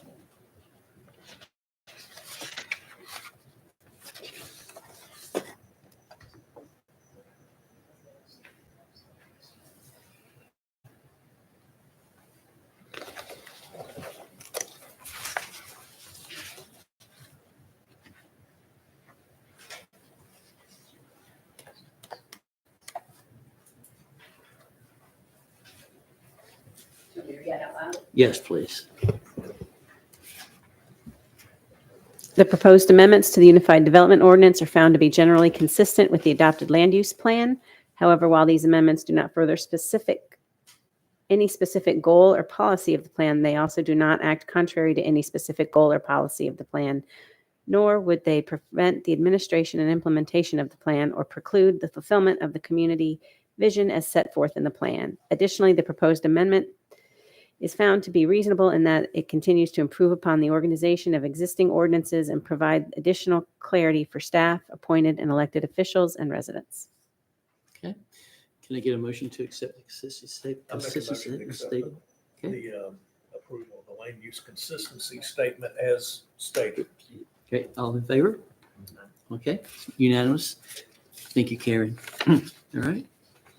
So we're good to move forward. Okay.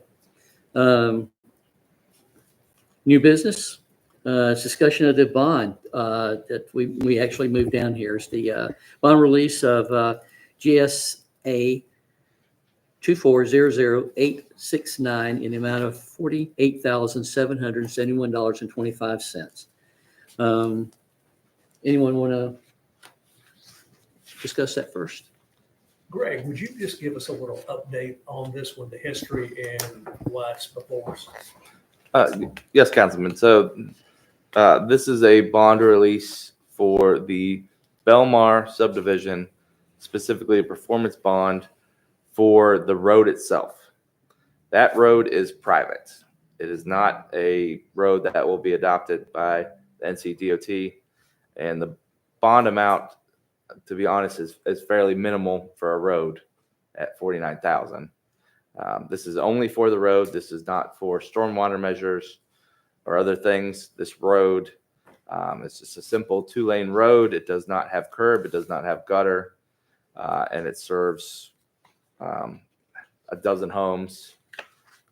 The situation is unique for several reasons.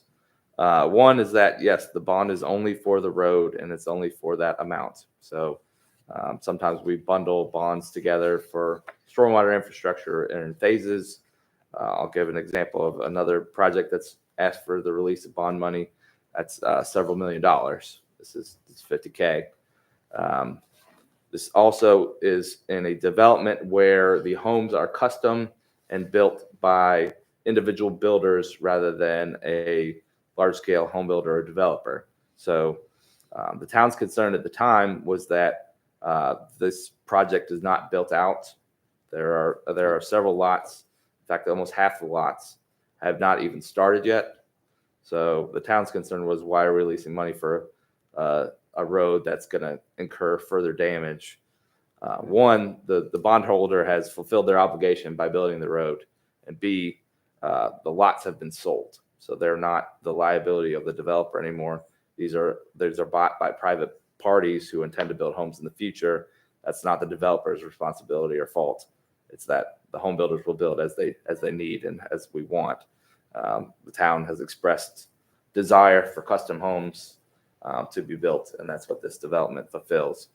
And so, yes, the work does not appear to be done in terms of the development. If you drove out there today, you'd say the development is not done, and that is accurate, but the road is done. And so we are obligated to release the funds for this private road. This is not a liability to the public. This is a private road. This would be the responsibility of the homeowners association upon the release of this money. Gotcha. Yeah, I guess I was just concerned that we were releasing it prematurely because I didn't want to incur any extra burden on the HOA to homeowners in there for future damage, and it could be costly to repair roads like that. So that was my big concern. Yeah, and I think, a general statement was made earlier today that we're being kind of easy on developers, that we're letting them get away with things. We've asked 7 people have requested their bond money back. There's only one bond request before you tonight, and that was done with great scrutiny by both LaBella Associates and myself. We inspected it twice. I provided a memorandum to you that was written Friday night from LaBella that stated 7 reasons why the bond should be released, including inspection details and reports. And so this was not done willy-nilly. This was done with great scrutiny. In fact, I was pretty hard on the developer himself. I said, we're not comfortable releasing this money until we're certain that things were done. And they spent a considerable amount of money improving the front facade, the drainage, and some of the landscaping on that road to bring it up to a higher standard. Okay. I know this is not for tonight, but I know there's in the Declaration of Covenants and pertaining to the water quality and the stormwater issues. In that, there's a lot of blank spaces in there. So when it gets down to that, just want to make sure everything's complete with that. And as mentioned in public comment tonight, I've driven by and seen the mud sprinkler, and so we just need to make sure that is taken care of and the sinking fund's taken care of. So again, we want to protect. This council wants to protect the homeowners and wants to protect future residents who from anything that could possibly harm them or affect them financially in the neighborhood. And so anyway, I know I'm very track here, so I just want to make sure that's all taken care of when it comes down to that. Yeah, very fair points. The sinking fund is in place. They do have funding for future maintenance. Stormwater pond, I'll just say that that's not the subject of our discussion tonight. Yeah, exactly. All right. Any discussion comments, you guys? Okay. Can I get a motion on this? For whichever way you guys I'll want make to a go. motion that we approve the release of the bonds for the amount listed. Okay. For $48,770, what's that, 122.5. Yes. Okay. So 48,771 and 25 cents. 25 cents. Yes. Okay. All right. Can I get a motion to approve then? Or not a motion, but all in favor? Okay. All right. It's unanimous. All right. Thank you. We'll move forward. Code enforcement report.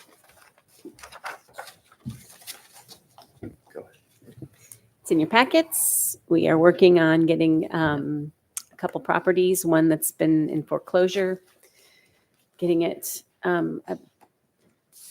abated, and I've got one ready to get cleaned up, but it'll cost us $6,000. Will you then put a lien on the property for that amount? Yes, we will. However, the property is unbuildable, so I'm not sure if we'll be able to get it back, but. And you guys are looking at every avenue, What do you mean? Well, like Tom said, there's lien. You can put a lien on it Right, and just that's- see, mhm. So I We hate could do for us that. to have Oh, to yeah. fork out that money. And when it sells, we can get the money, but there's no guarantee it'll sell because a house can't be built on it. Yeah, the lien would be the typical response. That's how we would do it. That's how we've done it in the past. Yeah, we're looking at alternate bids or alternate costs.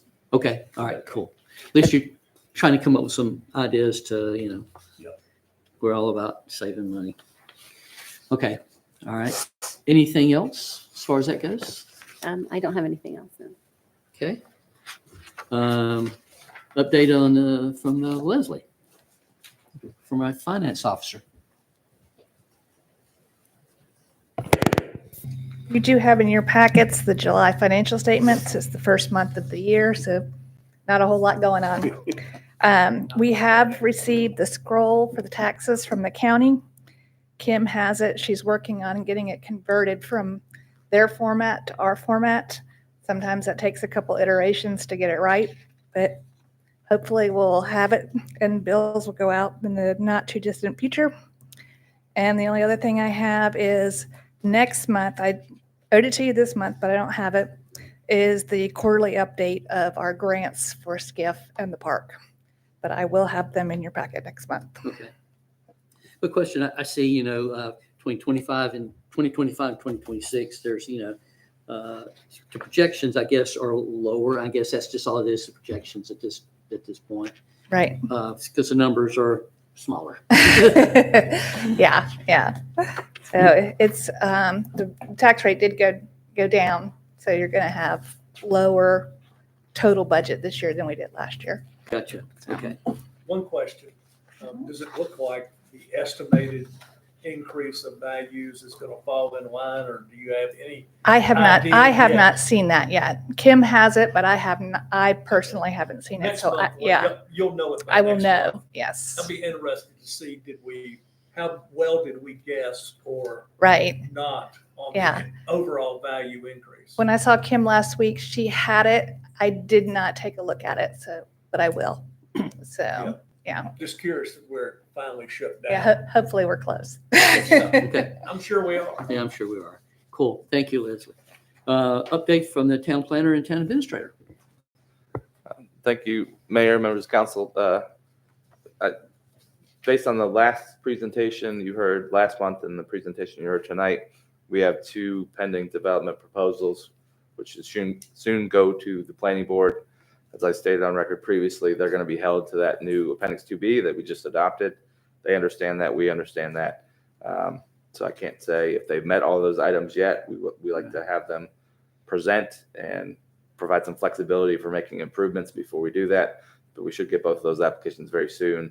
Those should be the next 2 things that are brought before you. I also mentioned last month about the bonds. And again, we have the one that you all just discussed. We're holding their feet to the fire on the other bonds. So I said something along the lines of you would have a bunch coming before you. Mm-hmm. We're holding them to that high standard. And so we're not ready to release any of those funds yet. We have LaBelle Associates and myself that need to personally inspect all those projects before we release any public money.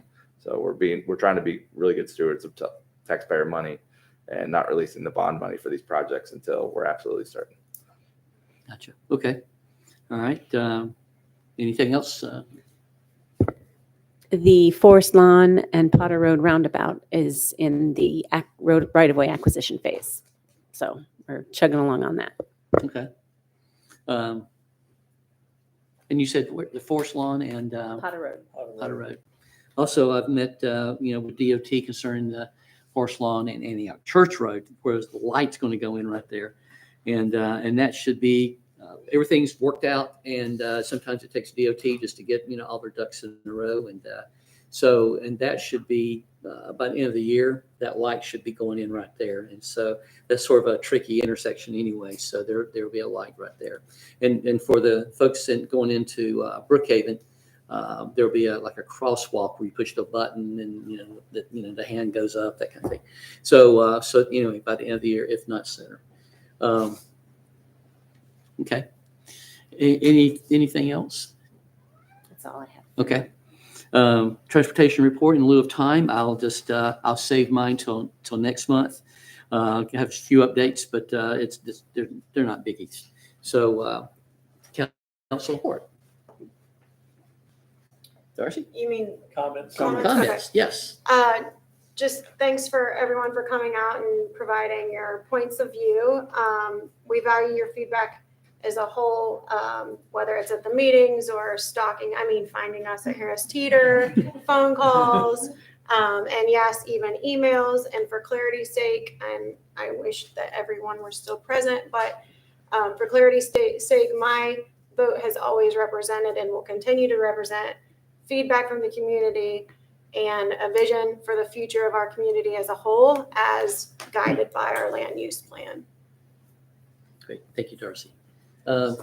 Jeff. Thank you to staff for another great job. I mean, I think every time, we have these reports come in, we know what a good job they're doing. Thank you to everybody that's come out tonight.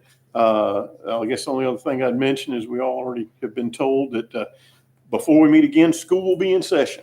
And that means the traffic and the buses and everything else. So everybody that's here and is probably watching this meeting knows what that means. So we get ready for it. So. Yep, you're right. Tom? Yeah, I want to thank staff as well for all the work they've done. And Greg, thank you. You did a lot of work for this one. It clarified a lot of things for the public out there, and I really appreciate that. And I want to thank the planning board for all the hard work they have done to get us to this point. There have been a good number of text amendments adopted by us, and between the what the planning board has done in the last number of months has been very helpful, I think, for the town, and I greatly appreciate it. I thank everybody for coming out and caring about Weddington and expressing their opinions on what they think about Weddington.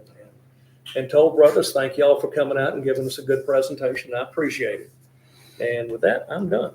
Okay, and I want to say the same thing as Tom said. Thank you, Greg, subcommittee, planning board for pulling. We've done a lot of changes to the UDO here in the last year and a half. We've strengthened it. We've made it tighter. We've covered stuff that I feel like there were just sort of things that need to be more detailed and covered. And so we've done that. So we've made a lot of ground. And so thank you guys for what you did. And thank you, Greg, especially. And I'm going to recap by saying, reach out to Congressman Mark Harris. Thank him for what he's doing and going to bat for the town with the Zipka bill, and reach out to and Bud also to encourage them to be supportive of this bill. With that being said, I have one other thing. At the end, we're going to take about a 5 or 10 minute break. We're going to go into a closed session because we just need to talk about some matters that we need to talk about. And so we'll let everybody sort of clear out, then we'll go into our closed. But other than that, I am good. Can I get a motion to adjourn? No, recess. Just recess. Oh, we're not going to do adjourn yet. We're going to take a break before we adjourn. We have to adjourn after our closed session. All right. So moved. Yes. Okay. So moved. Can I get a